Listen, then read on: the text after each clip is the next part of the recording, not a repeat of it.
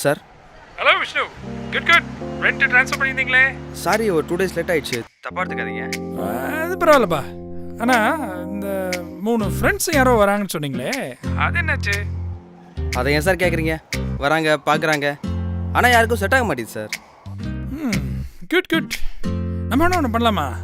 போன வாரம் இந்த கீழே அப்பார்ட்மெண்ட் பசங்க இருக்காங்கல்ல, அவங்க எனக்கு ஃபோன் பண்ணி, சார் எங்கள் ஓனர் பிரச்சனை பண்ணுறாரு, கிளம்ப சொல்கிறாரு, அதான் உங்கள் அப்பார்ட்மெண்ட்டில் ஜாயின் பண்ணலாமா அப்படின்னு கேட்டாங்க. சரி, நான் ஓகே சொல்லியிருப்பேன். இருந்தாலும் உங்கள்கிட்ட கேட்டு கன்ஃபார்ம் பண்ணலாம் அப்படின்னு சொன்னேன்.